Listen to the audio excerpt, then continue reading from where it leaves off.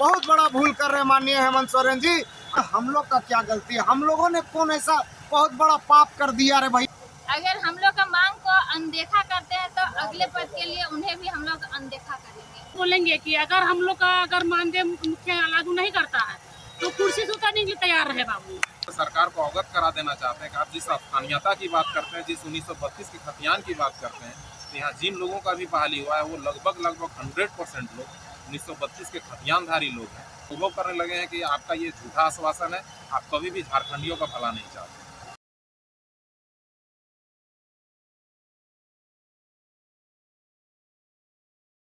जैसे कि कानून मीडिया पर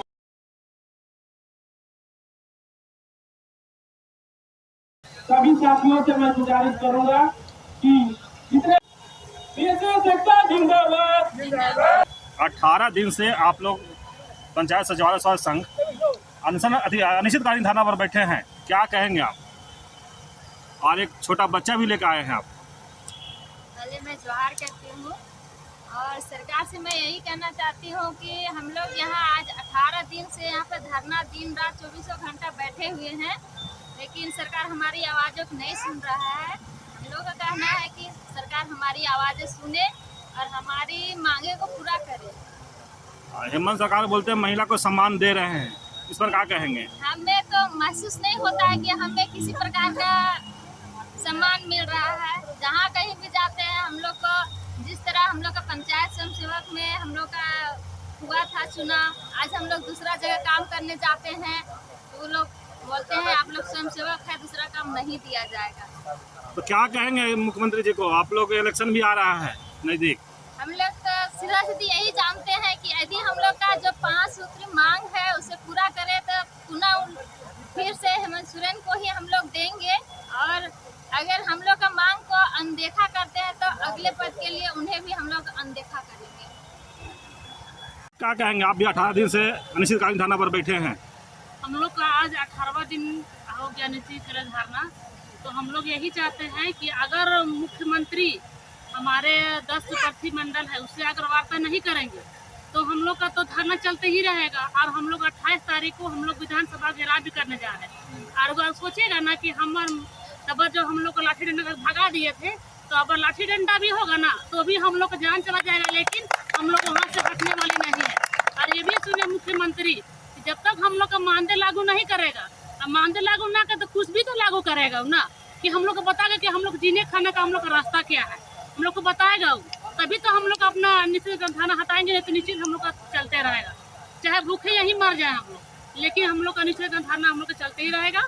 और क्या बोलेंगे कि अगर हम लोग का अगर मानदेय मुखिया लागू नहीं करता है तो कुर्सी से उतरने के लिए तैयार रहे बाबू। क्या है कि हम लोग का जब वो सोचने नहीं करा तो उसका हम लोग कहाँ सोचेंगे? जब हम लोग को सोचेगा तब ना सोचेंगे उसका। ये बताइए। नहीं, हम लोग बोल रहे कि जो मुख्यमंत्री हम लोग का मानदेय लागू करेगा हम लोग वही मंत्री के हम लोग सपोर्ट में रहेंगे, चाहे डीएम रहे, चाहे कांग्रेस रहे, चाहे भाजपा रहे। और बात बाकी किसी का हम लोग विरोध में नहीं है, ना हम लोग नेता है ना हम लोग कुछ है। हम लोग आपके पास रघुवर दास भी आए थे, पूर्व मुख्यमंत्री, फिर दीपक प्रकाश भी आए, क्या आश्वासन मिला आप लोग का? हम लोग से हम लोग को कुछ आश्वासन से हम लोग को कुछ संतुष्ट नहीं हुआ। हम लोग को बस मानदेय चाहिए तो मानदेय चाहिए। जो मंत्री हम लोग का मानदेय लागू करेगा बस हम लोग वही मंत्री लोग के हम लोग साथ हैं, और वही उसी का वोट जाएगा, नहीं तो हम लोग किसी को वोट नहीं देंगे। और मुख्यमंत्री अगर हम लोग से वार्ता करे आकर हम लोग को बोले कि आप लोग को देंगे तो वो हम लोग सोचे कि 10 साल भी रहेगा वही, और नहीं तो फिर कुर्सी से उतर जाएगा वो। परिचय दीजिए। मेरा नाम है वासदा खातून, रांची जिला। चलिए, और भी साथी हैं, क्या कहेंगे आप भी? इस सरकार को हम लोगों ने इनके चुनावी वादे के अनुसार बदलो सरकार पाओ अधिकार के तहत तन मन और धन तीनों लगा के मेहनत करके इस सरकार को सत्ता पे लाने का काम भी किया था। और ग्रामीण जनता और पूरी जनता देख रही है कि हम लोग कितने लगन और मेहनत के साथ पंचायतों पे जो भी सरकार की महत्वपूर्ण योजनाएं होती है उसको जन जन तक यानी घर घर तक पहुंचाने का काम कर रहे हैं। इससे सरकार से भी ये बात छुपी हुई नहीं है, किंतु न तो सरकार के पास हम लोगों को देने के लिए पैसा है और ना हम लोगों को थोड़ा सा देने के लिए सम्मान है, जो बहुत दुखद है, जिसके चलते हम लोग आज रेगुलर लगातार 18 दिन से राजभवन के पास बैठे हुए हैं।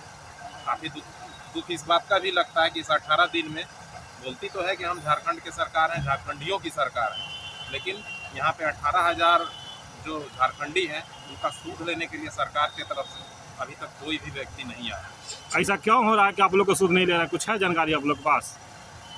ये तो हमको नहीं पता कि क्यों सूद नहीं ले रहा है, लेकिन आपके माध्यम से, आपके चैनल के माध्यम से सरकार को अवगत करा देना चाहते हैं कि आप जिस स्थानीयता की बात करते हैं, जिस 1932 के खतियान की बात करते हैं, तो यहाँ जिन लोगों का भी बहाली हुआ है वो लगभग 100% लोग 1932 के खतियानधारी लोग हैं। और आप स्थानीय लोगों को हमेशा से प्राथमिकता देने की बात करते आए हैं, जिसको हम लोग अनुभव करने लगे हैं कि आपका ये झूठा आश्वासन है। आप कभी भी झारखंडियों का भला नहीं चाहते। परिचय कर दे दीजिए। गौतम कुमार कुशवाहा, रांची जिला से। चलिए, अभी प्रदेश अध्यक्ष भी हैं, जरा इनसे भी जानते हैं क्या कहते हैं। आपके पास पूर्व मुख्यमंत्री रघुवर दास भी आए, दीपक प्रकाश भी आए हैं सांसद, क्या कहेंगे और क्या आश्वासन मिला था आपको? देखिए, अभी क्या है कि बीजेपी विपक्ष में है और विपक्ष का वो रोल अपना अदा कर रही है। उसी रोल के तहत जो है वो लोग आए, पर जिस समय हम लोगों की चयन प्रक्रिया हुई थी उस समय रघुवर दास की ही सरकार थी। अगर आज वो चयन प्रक्रिया में थोड़ा सा हम लोग को मानदे और अस्थायीकरण का जिक्र कर देते तो आज हम लोग को धरना प्रदर्शन में बैठने का जरूरत नहीं। और फिर भी उन्होंने बोला है कि मेरी सरकार अगर आती है तो हम आप लोगों का जो है जो चुनावी जो होता है घोषणा पत्र, उसमें स्वयं सेवक का भी हम लोग ऐड रखेंगे। पर वो आएगी तब। हम लोग अभी इसी सरकार से उम्मीद लगाए बैठे हैं। और उम्मीद लगाए भी क्यों नहीं, उम्मीद इसलिए भी लगाना जरूरी है कि माननीय हेमंत सोरेन जी जो वादा किए थे उस वादा के तहत हम लोग बस उनको याद दिला रहे हैं कि भैया आपने जो वादा किया था उसको पूरा कीजिए। देखिए, भारत में बहुत ऐसा कानून होता है जिसको पास आदमी करता है, बदलाव करता है। तो जिस तरह से स्वयं सेवक का चयन प्रक्रिया के लिए कैबिनेट का बैठक हुआ था, उसी तरह से वर्तमान सरकार कैबिनेट का बैठक करे।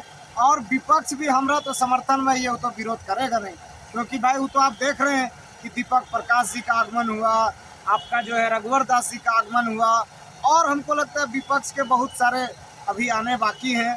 तो जब विपक्ष भी चाहता है कि स्वयं सेवक का भला हो। एक सेकंड, मानसून सत्र अगर विपक्ष चाहता है कि भला हो आप लोग का, तो मानसून सत्र में का आवाज उठाएंगे विधानसभा में? मुझे पूरा विश्वास है कि मानसून सत्र में विपक्ष उठाए कि नहीं उठाए, पर सत्ता पक्ष के ही विधायक उठाएंगे, ये हम आपको दावे के साथ बोल सकते हैं। क्योंकि पहले भी जो आवाज़ उठाए हैं उसमें अम्बा प्रसाद जी, आपका दीपिका पांडे जी, ये सब कौन है?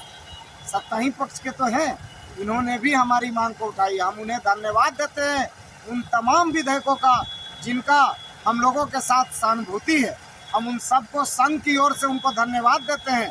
और हम चाहते हैं कि आप किसी तरह माननीय मुख्यमंत्री जी से हमारा 10 सदस्यीय प्रतिनिधि मंडल का वार्ता करा दीजिए।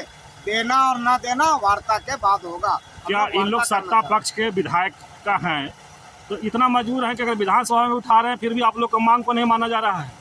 बस यही तो हम बताना चाहते हैं भैया कि अगर सरकार अभी जेएमएम की है और अगर वो निकाल दे अपने तीर धनुष के नाम पर, चाहे पार्टी के नाम पर कोई चीज, तो क्या लोग बहाली नहीं लेगा? लेने वाला तो लेगा भाई, सरकार किसी का हो। अगर बीजेपी का सरकार था और वो स्वयं सेवक शब्द से निकाल के चयन की है, तो इसमें हम लोग का क्या गलती है? हम लोगों ने कौन ऐसा बहुत बड़ा पाप कर दिया रे भैया स्वयं सेवक में आके? सरकार को अगर स्वयं सेवक से आपत्ति हो रही है बार बार, तो रघुवर दास भी बोले थे और हम लोग भी बोल रहे हैं कि आप नाम को बदल दीजिए, पर आप हम लोग से वार्ता कीजिए। और आप क्या दीजिएगा नहीं दीजिएगा वो वार्ता कीजिएगा तब ना, पहले तो आप वार्ता नहीं कर रहे हैं। तो हम लोग आपके माध्यम से, आपके चैनल के माध्यम से माननीय हेमंत सोरेन जी से अपील करते हैं कि भैया 18 दिन से बैठल है, स्थिति दयनीय होते जा रही है। ऐसा ना हो कि आज हम लोग जो है किसी तरह बैठ के तो आज समय चलिए काट रहे हैं, पर ऐसा नहीं हो कि एक दिन हम लोग भूखे यहाँ पे भूख हड़ताल करने को मजबूर हो जाए और यहीं पे प्राण निछावर कर दे। ऐसा नौबत मत लाइए, क्योंकि 28 तारीख को आपको पंचायत सचिवालय स्वयं सेवक की ताकत दिखेगी और उसका एकता भी देखेगी अगर आप हम लोगों को हल्के में ले रहे हैं तो ये बहुत बड़ा भूल कर रहे हैं माननीय हेमंत सोरेन जी। अगर हम लोग सरकार बनाने में मदद कर सकते हैं तो सरकार गिराने में भी हम लोग बहुत बड़ा रोल और बहुत बड़ा भूमिका निभाएंगे।